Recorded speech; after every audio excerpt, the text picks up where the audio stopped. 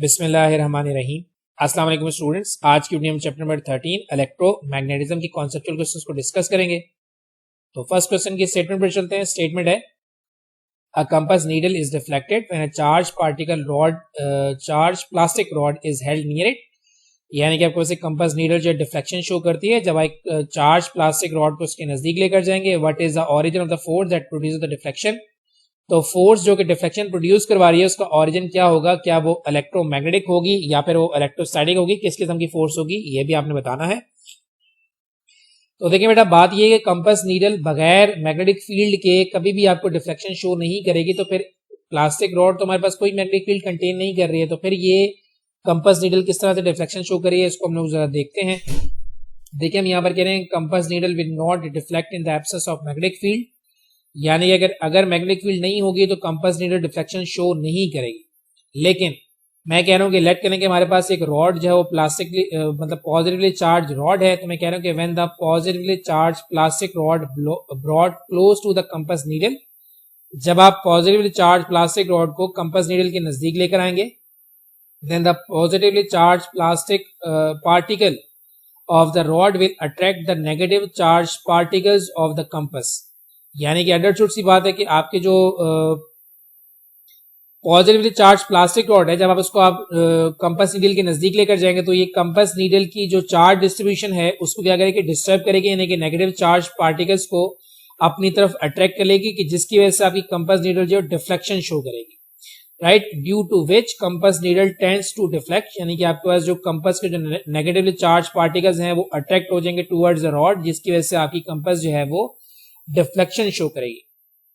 ठीक है, तो ये हमारे पास इलेक्ट्रोमैग्नेटिक फोर्स तो नहीं है, ये हमारे पास स्टैटिक चार्ज की फोर्स है। यानी कि हमारे पास ये फोर्स जो है उसका ओरिजिन क्या होगा, इलेक्ट्रोस्टैटिक होगा। तो हम कह रहे हैं the origin of the force that produces the deflection is electrostatic, right. ये आपको मैं एक छोटी सी डेमोंस्ट्रेशन दिखा रहा हूँ कि ये आपके पास एक पॉजिटिव चार्ज रॉड है। जब आप इसको लेट करें कि ये कंपास है, कंपास के नजदीक लेकर जाएंगे तो ये क्या करेगी, आपकी चार्ज डिस्ट्रीब्यूशन को डिस्टर्ब करके नेगेटिवली चार्ज पार्टिकल्स को अट्रैक्ट कर लेगी अपनी तरफ। ठीक है, तो इसी वजह से आपके पास जो कंपास है वो डिफ्लेक्शन शो करेगी कि उसके पार्टिकल्स जो है वो एक तरफ मूव करेंगे तो हमारे पास जो है वो डिफ्लेक्शन शो होगी, राइट। सेकंड क्वेश्चन की स्टेटमेंट हमारे पास स्टेटमेंट है what is the difference between permeability and permittivity. Permeability होती है free space between the magnetic materials, और परमिटिविटी हमारे पास होती है free space between the two charge particles. यानी कि टू चार्ज बॉडीज के दरमियान हमारे पास जो free space that is called the permittivity of free space. तो देखिए इनके दरमियान हम लोग जो है वो डिफरेंस बता रहे हैं। देखिए पहले हम लोग परमिटिविटी के बारे में कह रहे हैं, permittivity is related to the formation of electric field. यानी कि परमिटिविटी हमारे पास इलेक्ट्रिक फील्ड की फॉर्मेशन के अंदर जो है वो रिलेट करवाते हैं हम लोग। बिल्कुल सिमिलर तरीके से परमिबिलिटी जो है वो रिलेट करती है फॉर्मेशन ऑफ मैग्नेटिक फील्ड के साथ। ठीक है, देन उसके बाद हमारे पास permittivity is represented as epsilon not. Permittivity को एप्सिलॉन नॉट से रिप्रेजेंट किया जाता है, परमिबिलिटी को म्यू नॉट से रिप्रेजेंट किया जाता है। यूनिट ऑफ परमिटिविटी हमारे पास है कूलम स्क्वायर पर न्यूटन मीटर स्क्वायर, जबकि अगर आप परमिबिलिटी की यूनिट की बात करेंगे तो ये हमारे पास वेबर पर एम्पेयर मीटर है। अगर आप परमिटिविटी ऑफ फ्री स्पेस की बात करेंगे तो एप्सिलॉन नॉट हमारे पास होता है 8.85 एक्सपोनेंट -12 कूलम स्क्वायर पर न्यूटन मीटर स्क्वायर के इक्विवेलेंट, जबकि अगर आप जो है वो न्यू नॉट की बात करेंगे तो ये हमारे पास इक्वल होता है 4 pi exponent -7 weber per ampere metre के इक्वल। ठीक, और फिर हमारे पास the permittivity is because of polarisation. हमारे पास न्यूट्रल एलिमेंट्स की पोलराइजेशन की वजह से परमिटिविटी जो है वो जनरेट होती है, जबकि दूसरी तरफ हमारे पास है the permeability is because of magnetization. दो मैग्नेटिक मटेरियल्स की वजह से हमारे पास जो परमिबिलिटी जो है वो जनरेट होती है, राइट। तो ये डिफरेंस हमारे पास है परमिटिविटी और परमिबिलिटी के दरमियान। देन उसके बाद हमारे पास नेक्स्ट क्वेश्चन की स्टेटमेंट है can the object is rotational motion creates a magnetic field. देखिए मैग्नेटिक फील्ड क्रिएट करवाने के लिए जरूरी ये है कि आपके पास चार्ज पार्टिकल जो है वो मूव करे। अदरवाइज अगर आपके पास जो न्यूट्रल पार्टिकल मूव करेगा तो उसके अराउंड मैग्नेटिक फील्ड प्रोड्यूस नहीं होगी। तो वो ये पूछ रहे हैं कि can the object in rotational motion creates a magnetic field, provide an example. तो आप जो है वो पहले इसको जो है बताएं एंड देन उसके बाद इसके एग्जांपल प्रोवाइड करें। तो देखिए हम यहाँ पर कह रहे हैं कि according to phenomena of electromagnetic magnetism moving charge always creates a magnetic field around it. यानी कि मूविंग चार्ज जो है वो अपने अराउंड क्या करेगा, मैग्नेटिक फील्ड क्रिएट करेगा। So if the object performing rotation motion, अगर आपके पास ऑब्जेक्ट जो रोटेशन मोशन परफॉर्म करे इज चार्ज, अगर वो चार्ज होगा then it will create a magnetic field, तो वो क्या करेगा अपने अराउंड मैग्नेटिक फील्ड क्रिएट करेगा। एग्जाम्पल हमारे पास क्या है कि अगर आपके पास कोई भी चार्ज पार्टिकल जो है वो एक्सटर्नल मैग्नेटिक फील्ड में मूव करता है तो वो क्या करता है, एज अ सर्कल जो है वो इस तरह से रोटेटरी मोशन परफॉर्म करता है। उसकी वजह क्या है, उसकी वजह ये है कि चार्ज के मोशन की वजह से इसके अराउंड मैग्नेटिक फील्ड है, इलेक्ट्रोमैग्नेटिज्म के फिनोमेना के अकॉर्डिंग इसकी मोशन की वजह से इसके अराउंड मैग्नेटिक फील्ड प्रोड्यूस हो जाएगी, और एक हमारे पास एक्सटर्नल मैग्नेटिक फील्ड है, दोनों फील्ड कोइंसाइड करेंगी तो इस चार्ज पार्टिकल के ऊपर जो है वो मैग्नेटिक फोर्स लगेगी जो कि सेंटीमीटर फोर्स की तरह इसको डायरेक्टेड टुवर्ड्स द सेंटर की तरफ जो है वो एक्ट करवाएगी, राइट। तो हम कह रहे हैं consider a positive charge particle moving in external magnetic field with a uniform velocity according to right hand rule the magnetic force act on a positive charge particle will provide a necessary centripetal force, यानी कि इसके ऊपर जो centimetre force लगेगी according to right hand rule ये क्या करेगी, centimetre force provide करेगी, due to which it performs a rotatory motion, जिसकी वजह से ये जो है वो रोटेटरी मोशन परफॉर्म करेगा, राइट। देन उसके बाद हमारे पास है question number 4, electron and proton are projected with the same velocity normal to the magnetic field, यानी कि आपने इलेक्ट्रॉन और प्रोटॉन को एक ही वेलोसिटी जो है वो परपेंडिकुलर प्रोजेक्ट करवाया है मैग्नेटिक फील्ड के साथ। Which one will suffer greater deflection, कौन सा जो हमारे पास पार्टिकल है वो ज्यादा डिफ्लेक्शन शो करेगा और क्यों। देखें इलेक्ट्रॉन का जो मास है वो प्रोटॉन के मास से कम होता है, इलेक्ट्रॉन का मास होता है 9.31 एक्सपोनेंट -31 kg और प्रोटॉन का जो मास होता है वो होता है 1.67 एक्सपोनेंट -27 kg। सो इलेक्ट्रॉन का मास प्रोटॉन के मुकाबले में जो है वो कम है, सो दैट्स वाई इलेक्ट्रॉन जो है वो ज्यादा सफर करेगा डिफ्लेक्शन को, जबकि प्रोटॉन जो है वो कम डिफ्लेक्शन को शो करेगा। उसकी वजह यहां पर हम लोग देख लेते हैं that the deflecting force on charge particle is given as, देखिए हम यहां पर ये कह रहे हैं कि F equals to q v B, हमारे पास जो डिफ्लेक्टिंग फोर्स होती है वो क्या होती है, क्यू वी बी होती है, यानी कि डिफ्लेक्टिंग फोर्स जो है जो कि आपके ऑब्जेक्ट को डिफ्लेक्ट करवाती है वो डायरेक्ट रिलेट करती है वेलोसिटी के साथ, और अगर आप चार्ज टू मास रेशियो से वेलोसिटी का जो आपने रिलेशन निकाला है इसमें आपको ये नजर आ रहा है कि वेलोसिटी आपकी मास के साथ इनवर्सली रिलेट करती है, यानी कि आपके जो रिफ्लेक्टिंग फोर्स है वो भी मास के साथ इनवर्सली रिलेट करेगी, ठीक है। तो इलेक्ट्रॉन का मास कम है, इलेक्ट्रॉन का मास कम है तो उसके ऊपर जो डिफ्लेक्टिंग फोर्स ज्यादा होगी क्योंकि इनवर्स रिलेशन है, जबकि प्रोटॉन का मास ज्यादा है तो उसके ऊपर डिफ्लेक्टिंग फोर्स कम हो जाएगी। तो इसी को हम लोग जो है वो रीजन बनाएंगे। देखिए हम कह रहे हैं from above relation we can say that deflecting force is directly proportional to the velocity of the particle but the deflection is also inversely proportional to its mass. इस वाले रिलेशन के अकॉर्डिंग आपको नजर आ रहा है कि वेलोसिटी मास से inversely related है, तो आपकी डिफ्लेक्टिंग फोर्स है वो भी इनवर्सली रिलेटेड होगी मास के साथ। We know that mass of electron is less than mass of proton. आपके पास इलेक्ट्रॉन का मास जो है वो प्रोटॉन के मास से कम है, so electron will suffer more than proton due to its lighter mass, जिसकी वजह से आपका इलेक्ट्रॉन जो है वो ज्यादा सफर करेगा क्योंकि इसका मास जो है वो प्रोटॉन के मुकाबले में क्या है, कम है। देन नेक्स्ट क्वेश्चन की स्टेटमेंट के ऊपर चलते हैं। अ charge particle moving in a straight line through a particular reason of space, यानी कि आपके पास चार्ज पार्टिकल जो है वो स्ट्रेट थ्रू पास आउट हो रहा है एक पार्टिकुलर स्पेस से, और there are non zero magnetic field in this region, क्या उस रीजन में non zero magnetic field reside कर सकती है, एक्सप्लेन करें।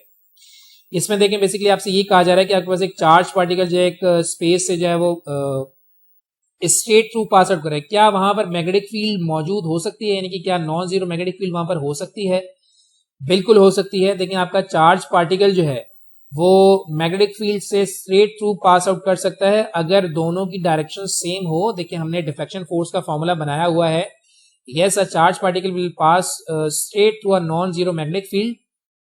देखिए हमारे पास डिफ्लेक्टिंग फोर्स का फॉर्मूला क्या है, that is q v B sine theta, और यहाँ पर अगर हमारे पास वेलोसिटी और जो मैग्नेटिक फील्ड है दोनों की डायरेक्शन सेम हो तो डिफ्लेक्टिंग फोर्स हमारे पास क्या हो जाएगी, जीरो हो जाएगी। देखिए मैं यहाँ पर ये कह रहा हूँ that if the charge particle is moving parallel to the magnetic field then theta will be equals to 0 and the deflecting force that will be equals to 0, ठीक। यानी कि हम यहाँ पर ये कह सकते हैं above relation shows that if the charge particle is moving parallel to the magnetic field then it will not experience any magnetic force and will pass undeflected, यानी कि आपका charge particle straight through pass out हो जाएगा magnetic field से अगर हमारे पास जो है वो दोनों की डायरेक्शन यानी कि चार्ज पार्टिकल की जो मोशन की डायरेक्शन है और आपके पास जो मैग्नेटिक फील्ड है दोनों की डायरेक्शन सेम होगी, तो हमारे पास जो डिफ्लेक्टिंग फोर्स है वो जीरो हो जाएगी, जिसके साथ आपका charge particle straight through pass out कर जाएगा। नेक्स्ट क्वेश्चन है, if a current is pass through a unstretched spring will the spring contract और एक्सपेंड, यानी कि अगर आपके पास स्प्रिंग अनस्ट्रेच्ड स्प्रिंग से करंट पास आउट करे तो स्प्रिंग कॉन्ट्रैक्ट करेगा या एक्सपेंड करेगा, तो देखें स्प्रिंग आपका कॉन्ट्रैक्ट करेगा। उसकी वजह क्या है? उसकी वजह देखें ये है कि ये आपके पास स्प्रिंग है, देखें इसके लूप से करंट की डायरेक्शन सेम है, देखें हर लूप से करंट की डायरेक्शन क्या है? सेम है। तो हमने क्या पढ़ा हुआ है कि अगर दो कंडक्टर्स में करंट की डायरेक्शन सेम होगी तो उनमें हमारे पास अट्रैक्टिव फोर्स प्रोड्यूस होगी, ठीक। तो देखिए यहां हम ये कह रहे हैं कि when the current is pass through an unstretched spring then the spring will contract. हमने एग्जांपल के अंदर भी किया था, हमने न्यूमेरिकल के अंदर भी किया था कि अगर हमारे पास करंट की डायरेक्शन सेम होगी तो हमारे पास ये कंडक्टर्स एक दूसरे को अट्रैक्ट करेंगे। तो हम यहाँ पर ये कह रहे हैं कि when the current is pass through an unstretched spring then current will flow through each turn in the same direction and we know that if the current flowing in the same direction through two parallel conductors then they attract each other, so that's why the spring will contract। लेकिन current की direction आपके पास same है, देखिए यहाँ पर भी current ऐसे गुजरा है, यहाँ पर भी करंट ऐसे गुजरा है, यहाँ पर भी करंट ऐसे गुजरा है, तो करंट की डायरेक्शन सेम होगी तो इन दोनों कंडक्टर्स के दरमियान ये जो स्प्रिंग है इनके दो कॉइल्स के दरमियान अट्रैक्टिव फोर्स होगी, जिसकी वजह से आपका ये स्प्रिंग जो है वो ऊपर की तरफ यानी कि कॉन्ट्रैक्शन की तरफ जाएगा, राइट। ये हो गया हमारे पास क्वेश्चन नंबर 6। देन हमारे पास question number 7, how neutrons be accelerated in a cyclotron, explain. Neutron को आप साइक्लोट्रॉन में किस तरह से एक्सेलरेट करवा सकते हैं ये आपने बताना है। देखें साइक्लोट्रॉन हमारे पास एक पार्टिकल एक्सेलरेटर डिवाइस है, लेकिन देखें हम लोग साइक्लोट्रॉन में bye using the magnet and electrical field किसी भी पार्टिकल को एक्सेलरेट करवाते हैं। लेकिन यहाँ क्या है? यहाँ हमारे पास न्यूट्रॉन है, न्यूट्रॉन हमारे पास चार्जलेस पार्टिकल है, चार्जलेस पार्टिकल के ऊपर इलेक्ट्रिक फील्ड या मैग्नेटिक फील्ड का कोई इफेक्ट प्रोड्यूस नहीं होता। तो जब इलेक्ट्रिक और मैग्नेटिक फील्ड का कोई इफेक्ट प्रोड्यूस नहीं होगा तो इसको आप एक्सेलरेट नहीं करवा सकते हैं। तो देखिए हम यहाँ पर ये कह रहे हैं कि cyclotron is a type of particle accelerator in which a charge particle is accelerated under the application of electric and magnetic fields. यानी कि साइक्लोट्रॉन हमारे पास एक ऐसी डिवाइस है जिसमें आप जो है वो पार्टिकल को एक्सेलरेट करवा सकते हैं by using the electric and magnetic field. But neutron is chargeless particle, neutron हमारे पास जो है चार्जलेस पार्टिकल है, so there is no effect of electric and magnetic field on neutron. तो चार्जलेस होने की वजह से इसके ऊपर इलेक्ट्रिक फील्ड या मैग्नेटिक फील्ड का कोई इफेक्ट प्रोड्यूस नहीं होगा, so we can not accelerate the neutron inside a cyclotron. तो साइक्लोट्रॉन के अंदर हम न्यूट्रॉन को एक्सेलरेट नहीं करवा पाएंगे। ये होगा हमारे पास क्वेश्चन नंबर 7। देन हमारे पास question number 8, a current carrying loop free to turn is placed in a uniform magnetic field B. What will be its orientation relative to B in the equilibrium state? यानी कि current carrying loop को अगर आपने equilibrium state पे रखना है यानी कि रेस्ट में रखना है तो उसकी ओरिएंटेशन मैग्नेटिक फील्ड के साथ क्या होनी चाहिए। तो देखिए हमने टॉर्क का फॉर्मूला क्या बनाया हुआ है, BIA sin थीटा। अगर मुझे इसको इक्विलिब्रियम में रखना है तो मेरे पास ये जो मैग्नेटिक फील्ड और देखें ये जो एंगल है ये बेसिकली मैग्नेटिक फील्ड और एरिया के दरमियान है। अगर मैग्नेटिक फील्ड और एरिया दोनों पैरेलल होंगे तो टॉर्क हमारे पास जीरो हो जाएगा, यानी कि आपका जो लूप है वो इक्विलिब्रियम स्टेट में आ जाएगा। तो देखिए मैं यहाँ पर यही कह रहा हूँ कि where theta is angle between A and B, so according to the relation we can say that for the state of equilibrium theta will be equal to zero.